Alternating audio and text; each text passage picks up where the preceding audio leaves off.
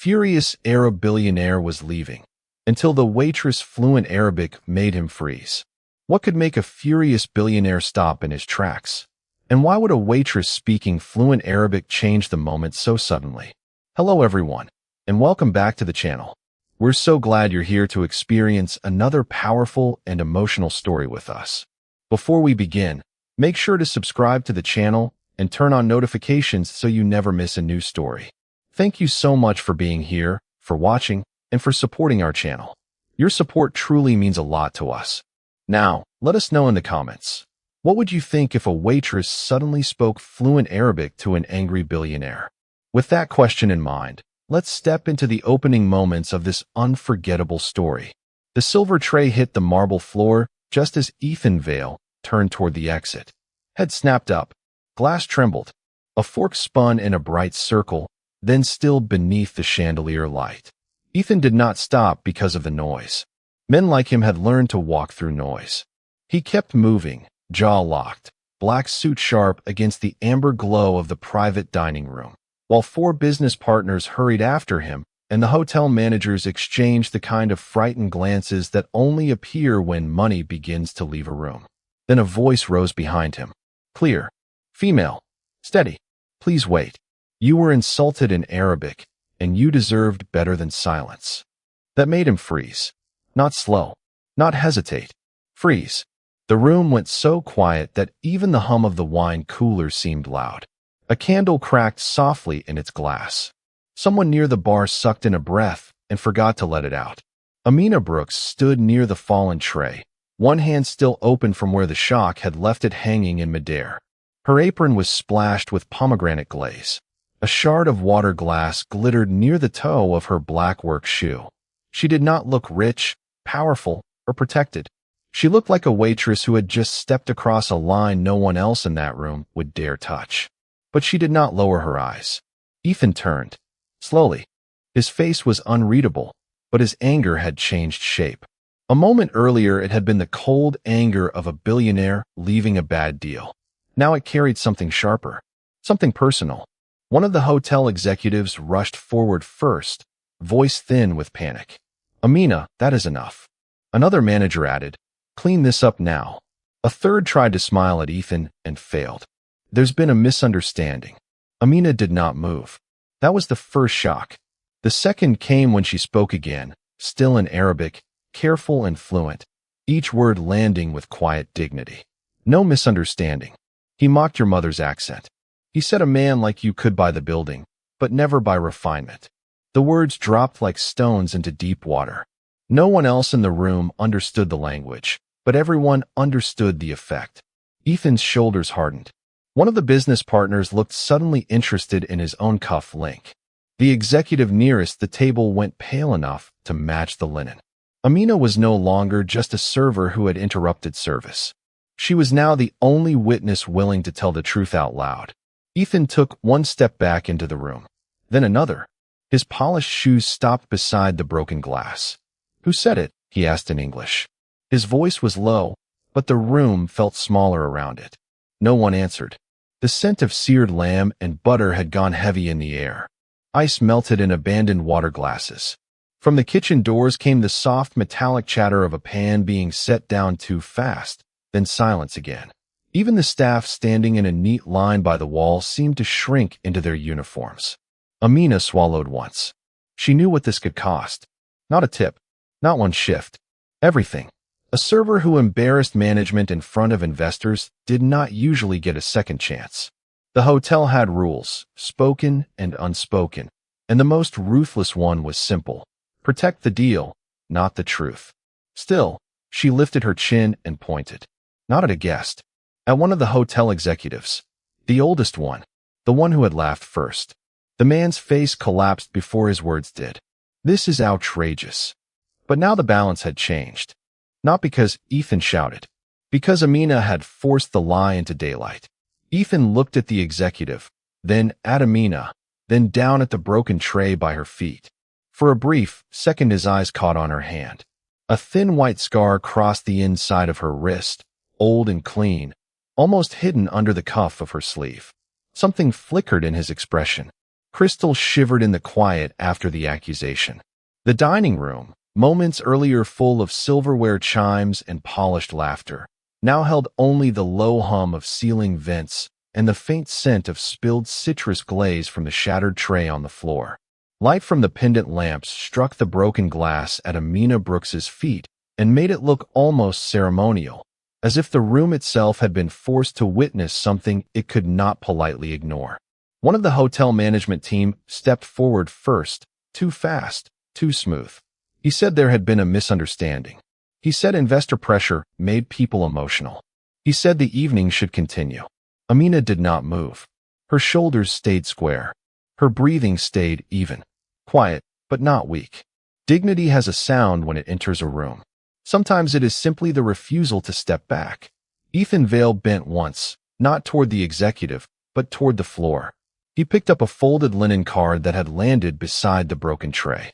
It was a private service note, creased at the edge, marked for his table only. His eyes scanned it once. Then again, slower. The color in his face changed. On the card, in hurried handwriting, was a line in English ordering staff to keep the Arabic-speaking waitress away from the investor's table unless directly summoned. Beneath it, another line. If she approached, report it to management immediately. No one spoke. The room went still in that dangerous, expensive way only wealthy rooms can, when truth arrives before permission does. Ethan lifted the card between two fingers. Who wrote this? One of the three executives tried to answer with a smile already dying at the corners. He said it was standard guest preference handling. He said the staff rotation had been complicated. He said no insult was intended. But intent was no longer the question. Amina looked at the card, then at the executive who had spoken over her minutes earlier. This time she chose the next step herself. She reached into the pocket of her apron and pulled out the small order pad she had been carrying all night. Her hand was steady. From between its pages, she slid out a second note. This was left at the service station, she said. For me. She handed it not to management, but directly to Ethan. The paper was thinner, torn from the corner of a kitchen requisition sheet. 6 words were written in block letters. Stay away. Smile. Speak English only. The sentence landed harder than shouting. One of the 6 restaurant staff inhaled sharply. Another lowered her eyes. Fear moved across their faces like a draft under a locked door. They had known enough to stay silent. Not enough to stop it. Ethan's jaw tightened. Not with spectacle. With memory. He turned to Amina. Who gave you this? The question could have trapped her. It could have pushed the room back into fear, back into hierarchy, back into the old ritual where the vulnerable are asked to make truth survivable for everyone else. Instead, Amina chose grace without surrender. No one handed it to me directly, she said. It was waiting beside my assigned station after the table list changed. There it was. Not just rudeness. Design. A business partner at the far end of the table stood halfway, uneasy now, sensing the hotel deal drifting into dangerous water. He muttered that this had gone too far. Another asked whether the staff issue could be handled privately. Ethan did not even look at them. He looked only at the executive holding his silence like a shield. Did you restrict her from serving my table because she speaks Arabic? The executive hesitated. That hesitation answered everything. The smell of coffee gone cold drifted from a nearby service cart. Ice settled in abandoned water glasses. Somewhere in the kitchen, a printer buzzed and stopped. Amina saw the change before anyone else did. Fury had not left Ethan. It had narrowed. Controlled fury is colder. More precise. More costly to stand in front of. The hesitation from the executive still hung in the air like smoke that refused to rise. Crystal glasses gleamed under amber pendant lights. The low jazz from the ceiling speakers kept playing, almost insultingly calm, as Ethan Vale turned back toward the table he had been ready to leave behind. He did not sit. That mattered. A man who sat was still negotiating. A man who stood like that was measuring damage. The 6 hotel restaurant staff near the service station stopped pretending to polish silverware. The 3 members of the hotel management team held themselves too still, their smiles now brittle, their posture tight with the fear of investors and headlines. The 4 business partners remained seated but alert, watching with the guarded attention of men who knew millions could vanish over one badly handled night. Then Ethan spoke in Arabic. The first sentence came clean and sharp, with no wasted softness. It was not loud. It did not need to be. He asked Amina Brooks where she had learned to speak that way, and why a waitress in an American hotel believed she had the right to challenge him in front of his own table. A few diners turned, hearing only the change in music beneath the words.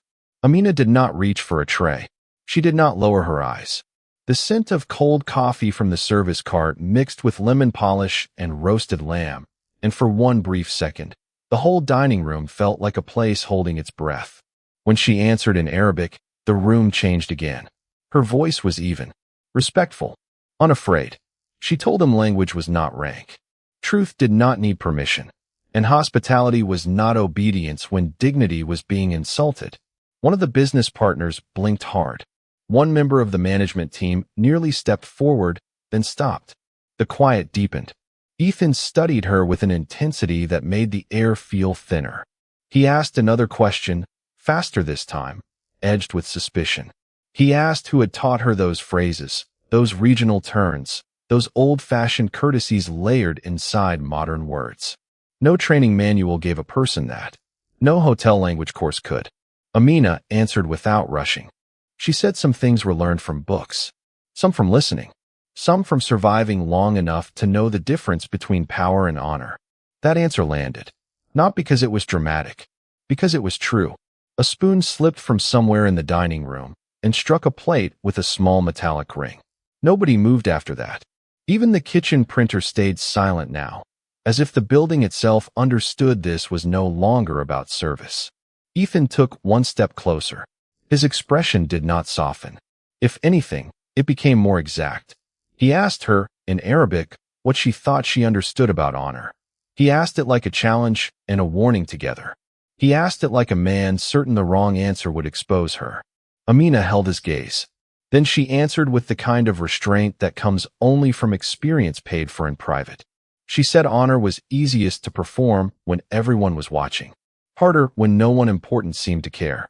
Hardest when the person in front of you could cost you your job, and you chose respect without surrender anyway. The words did not rise. They settled. One of the executives at the edge of the room swallowed so visibly that even the nearest table noticed. The cost had changed now. This was no longer embarrassment. No longer a scene to smooth over with apologies and free dessert. This had become a test of judgment, and everyone standing near it knew reputations could break under less. Ethan's eyes narrowed. For the first time, suspicion gave way to something more dangerous than anger. Recognition, not of her face, not yet, but of something inside the way she spoke. A cadence, a memory, a discipline that did not belong to chance. He asked her one final question in Arabic, quieter than the others. Where did you hear that phrase? Amina did not answer right away. The question hung in the private lounge like smoke that refused to clear. Beyond the frosted glass, silverware still chimed in the dining room, and the low buzz of embarrassed voices drifted through the door. Inside, the air smelled faintly of leather, coffee gone cold, and the polished cedar of a room built for quiet deals. One of the three from the hotel management team had escorted Amina Brooks in with a tight jaw and a rehearsed smile, then stepped back when Ethan Vale entered behind her. The door shut softly. That soft sound carried more pressure than a slammed one ever could. No one sat at first. Amina kept both hands around her order pad, though she no longer needed it. Ethan set his phone on the sideboard beside a crystal water glass and looked at her as if he were trying to place not a person, but a truth he had missed. His anger had changed shape. It had become careful. The executive cleared his throat. Amina, you need to explain what happened. She turned toward the management man before she answered, and that choice mattered. I answered a guest who spoke to me in Arabic. You challenged him in front of the table, he said. No, she replied. I corrected disrespect in the only language he was willing to hear. Silence followed. Not empty silence. Tested silence. Ethan finally moved, pulling out a chair, but not sitting in it. Where did you learn that phrase? Her fingers tightened once on the small pad. From someone who believed language should never be used as a weapon. That answer should have ended the moment. Instead, it opened something. The other two from the hotel management team exchanged a look near the minibar. They had expected apology, perhaps panic. They were getting neither. Amina stood tired but steady. The cuff of her uniform sleeve slightly frayed where long shifts had worn the thread thin. There was dignity even there. Ethan noticed. He also noticed the old burn mark near her wrist, pale against her skin, the kind kitchen work left behind when rent was due and breaks ran short. His gaze dropped to the order pad. Tucked inside was a folded flashcard, edges softened from use. A single Arabic verb was visible in neat handwriting. Still studying? He asked, quieter now. Amina hesitated. Every day. The management man frowned. This is not relevant. It is to me, Ethan said. The room stilled. Amina drew a breath that sounded smaller than the effort it took. I studied at night. Community classes first. Library books after that. Audio lessons on the bus.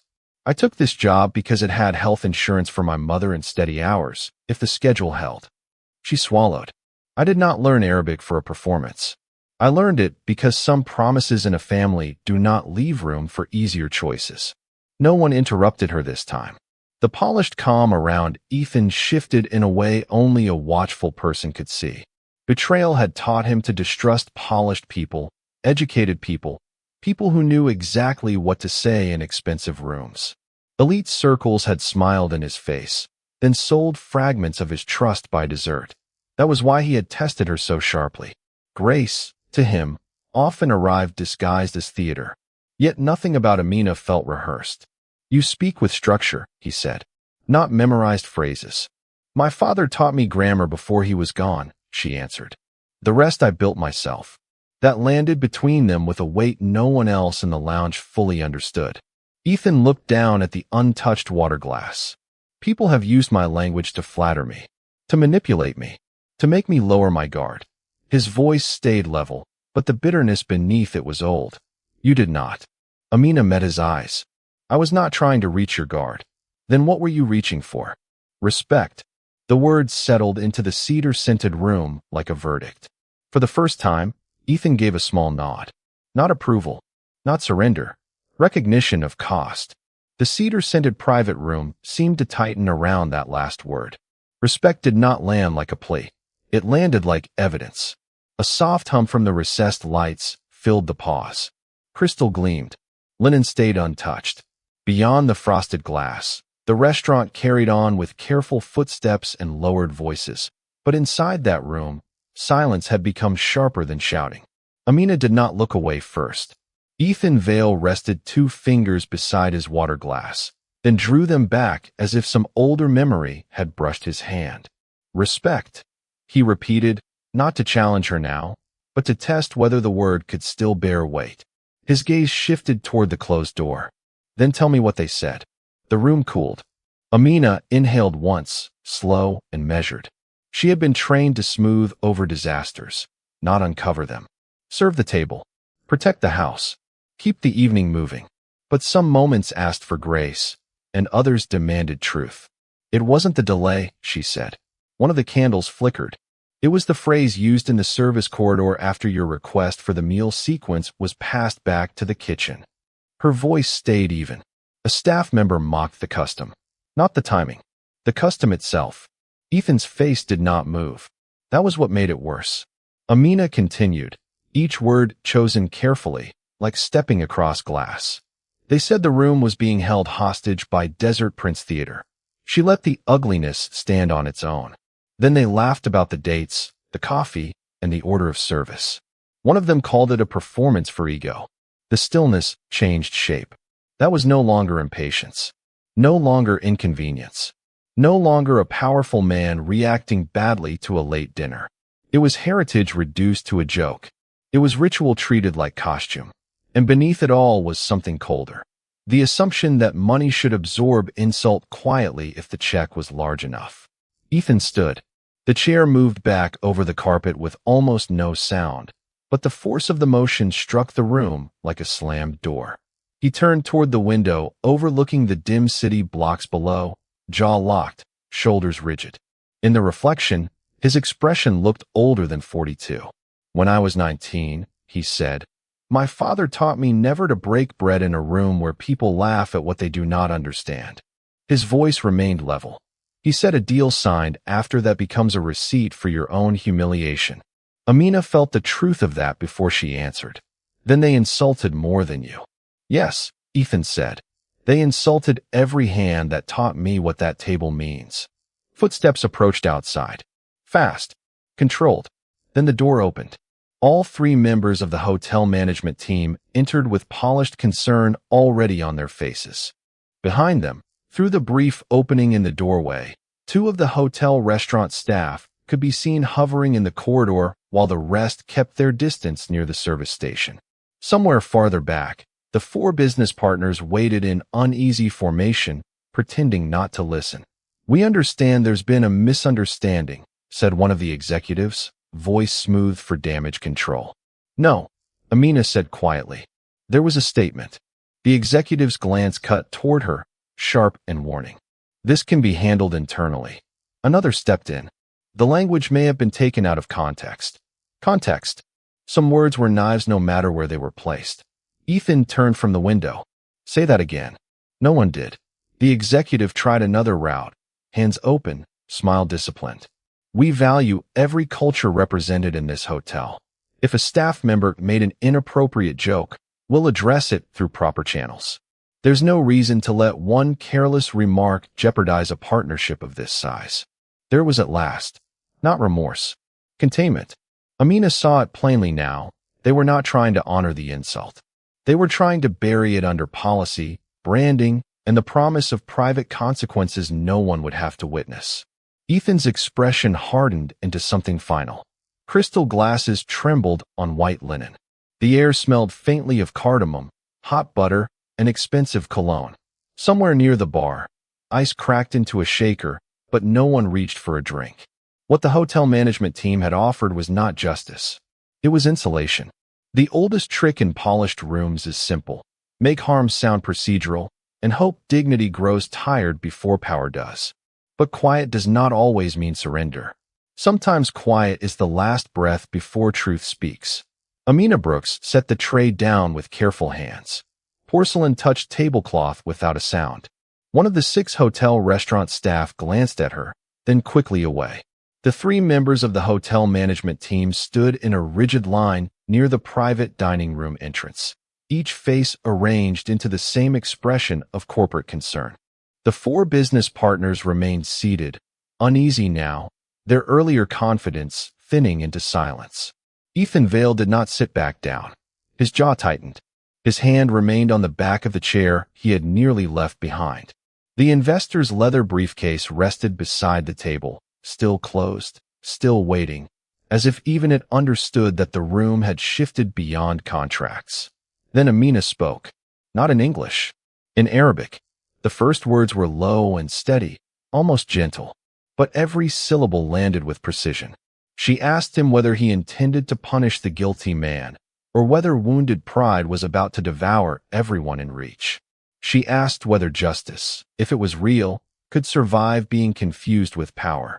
And then, with the kind of courage that costs people their rent, their reputation, and sometimes their future, she told him he was too intelligent to let anger become lazy. The room went still. One of the business partners blinked hard, as if he had misheard her. A member of the hotel management team took one sharp step forward. Another whispered her name under a breath that carried more warning than care. But Amina did not retreat. There are moments when a person's whole life narrows into one moral line. Speak and suffer, or stay safe and help the lie. She had already seen what these rooms could do to the truth. They wrapped it in policy. They buried it in tone. They called fear professionalism. So she kept going. In Arabic, she urged Ethan Vale to face the insult directly, not through scorched earth punishment, not through a performance of rage that would let the real offender disappear into the smoke. She told him that if he left now and crushed the deal from a distance, the wrong people would bleed first. Servers, hosts, kitchen workers, people who had not opened their mouths at all. If he wanted respect, he should demand honesty in the room, with names, with witnesses, with no velvet curtain pulled over the wound. Ethan's eyes fixed on her, not with softness, Not yet. But the fury in them changed shape. It was no longer spreading blindly. It was listening. That was when the backlash came. A member of the hotel management team cut in sharply, voice clipped, polished, deadly. Amina was told to step away from the table. She was told she had crossed a professional line. Another member added that she was no longer helping the situation and had placed the hotel in a deeper liability crisis. The third did not even look at her when saying that her conduct would be reviewed immediately. Reviewed. Suspended. Removed. In places like this, ruin often arrives dressed in careful vocabulary. Amina turned toward them at last. Her pulse beat high in her throat, but her face held. She answered in English now, so every person in the room could bear the weight together. If truth is a liability, she said, then you stopped protecting this hotel a long time ago. No one moved. The ice at the bar had melted. The candles near the window bent in the draft from the hallway. A plate in the kitchen dropped somewhere beyond the doors, and the sharp crack made everyone flinch except Ethan Vale. He released the chair.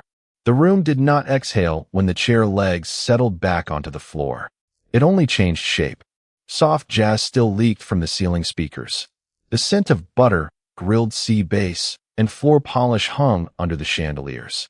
Near the service station, one of the 6 hotel restaurant staff stood frozen with a linen napkin in both hands, while the other 5 exchanged the kind of glances people use when they know a secret has finally become expensive.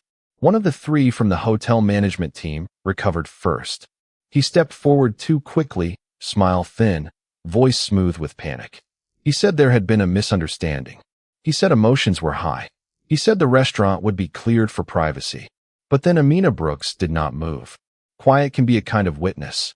Dignity can force a room to stop hiding. Grace, sometimes, is simply refusing to disappear. Ethan Vale turned his head toward the management table instead of toward her. That alone altered the balance.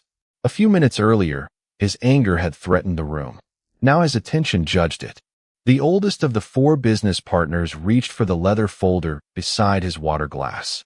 Papers slid out. A payroll summary. Internal scheduling notes. A draft language services proposal with Amina Brooks's name typed at the top and crossed out in red. Another page showed guest commendations that had been routed to management but never placed in her file. No one meant for Ethan Vale to see that stack. One of the business partners muttered that those documents were confidential. Another said the timing was inappropriate. A third looked directly at the hotel management team and asked, in a voice sharpened by self-protection, why a server fluent in Arabic had been kept on standard tipped shifts while outside consultants were billed at $300 an hour for cultural advising. The answer did not come. It arrived in fragments instead. Amina Brooks had translated for distressed guests more than once. Amina Brooks had corrected banquet errors before they reached investors. Amina Brooks had warned management about a misprinted welcome card that nearly insulted a foreign delegation last winter. Each time, she had been thanked quietly, used quickly, and paid exactly the same. Underpaid was one wound. Silenced was another. Repeatedly overlooked was the one that left the deepest bruise. A manager finally said she had never formally requested advancement. Amina Brooks gave a small, tired laugh. It had no joy in it. She reached into the apron pocket she still wore and placed 3 folded copies of denied internal applications on the white tablecloth. The paper made a dry snapping sound as she flattened them with her fingertips. The room stilled. There it was. Not accusation. Proof. Ethan Vale looked at the dates. One was 11 months old. One was from spring. One had been submitted only 6 weeks earlier. Beside each application sat a note from management about presentation fit, guest-facing consistency, and role limitations. Polite language. Cowardly meaning. His jaw tightened, but his voice, when it came, was lower now, more dangerous for being controlled. He asked why a hotel seeking international capital had buried the one person in the room who could have prevented tonight's disaster. No one rushed to answer that either. Pressure came from every side at once. One business partner wanted to pause the pending deal before the story spread. Another wanted Amina Brooks removed from the floor immediately. One member of the hotel management team whispered about legal exposure. The 6 hotel restaurant staff stood in painful silence, because workers always know when truth may cost them rent. And then Amina Brooks did something no one expected. She looked at Ethan Vale fully, not as a billionaire, not as a threat, but as a man carrying an injury too proud to show. In the shine of the windows, with city lights trembling behind him, his anger no longer looked simple. It looked inherited, trained, as if somewhere long before this dinner, humiliation had been taught to him as a lesson he could never afford to repeat. Silverware stopped clinking when the private dining room doors closed. The air held the scent of coffee gone cold, floor wax, and expensive cologne, while the city shimmered beyond the glass like a witness unwilling to speak. At the long walnut table, the 3 members of the hotel management team sat too straight. The 4 business partners wore the practiced calm of men used to surviving scandal, and the 6 hotel restaurant staff remained near the wall, silent and pale under the recessed lights. No one asked Amina Brooks to sit. No one offered Ethan Vale water. No one mistook this for a meeting about service anymore.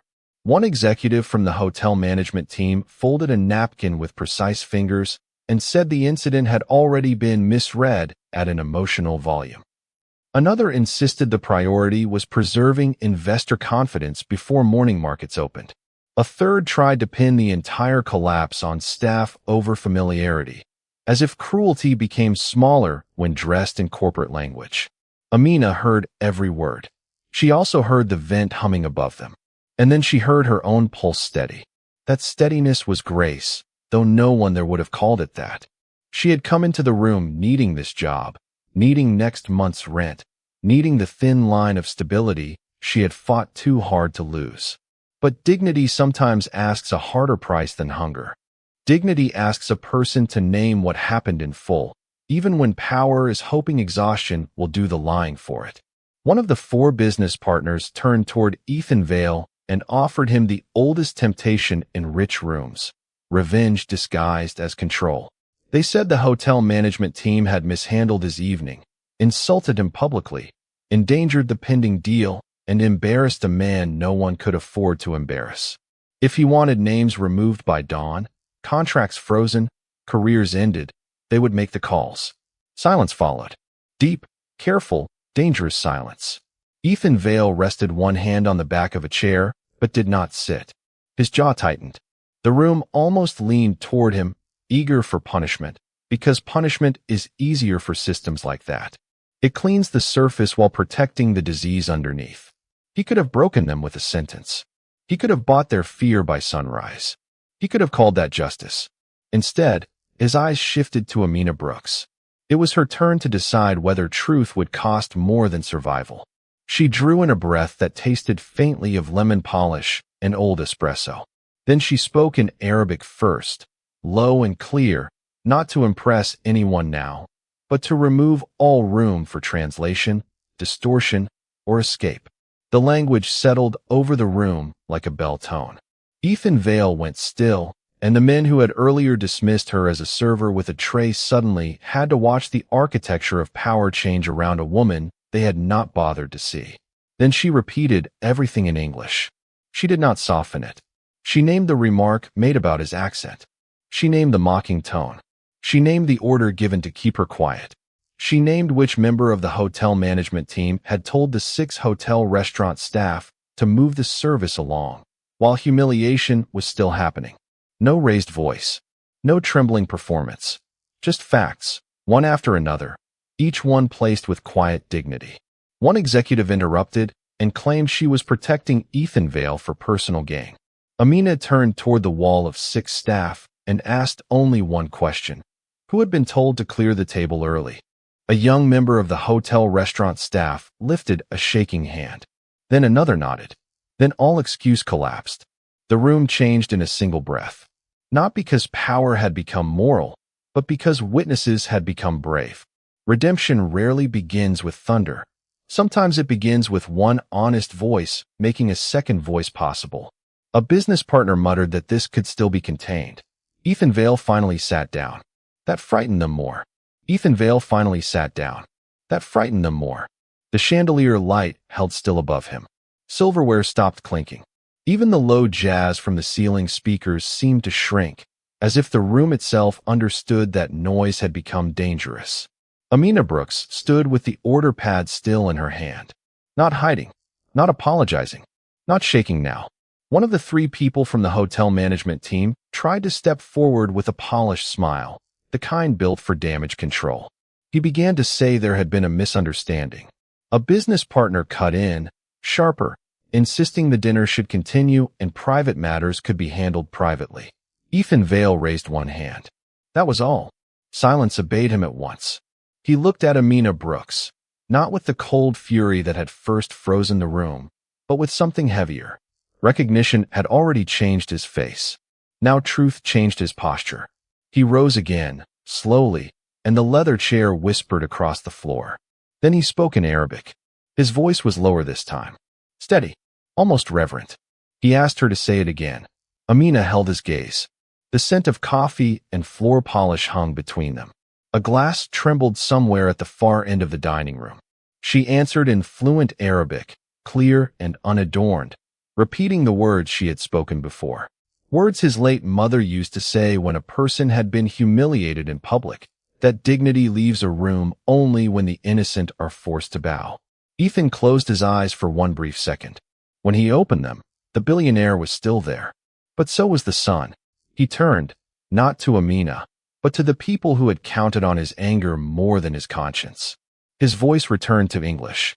No one at this table, he said, will speak to her that way again. No one did. He asked the 6 members of the hotel restaurant staff to stay. He asked the 3 from the hotel management team to step forward. Then he looked at the 4 business partners and told them they would remain seated until everything was said in the open. That was the judgment. Not loud. Final. The oldest of the hotel management team tried one last defense. He said Amina had been difficult. He said she had created tension. He said standards had to be maintained. Amina did not answer him. She did not need to. Ethan did. He asked for the security audio from the service corridor and the signed incident notes that had been buried after prior complaints. A manager hesitated. One of the 6 staff members spoke first, then another, and within minutes phones were on the table, timestamps visible, records undeniable. The lie had lasted because everyone feared the cost of truth. Now truth had witnesses. Ethan listened without interrupting. His jaw tightened once. Only once. Then he made his decision with the kind of calm that leaves no appeal. The pending deal was suspended. Effective immediately. The 3 from the hotel management team were removed from oversight pending formal review. The 4 business partners were informed, in front of everyone, that any future agreement with him would include worker protection clauses, independent reporting channels, and zero tolerance for retaliation. Prophet had entered the room dressed like power.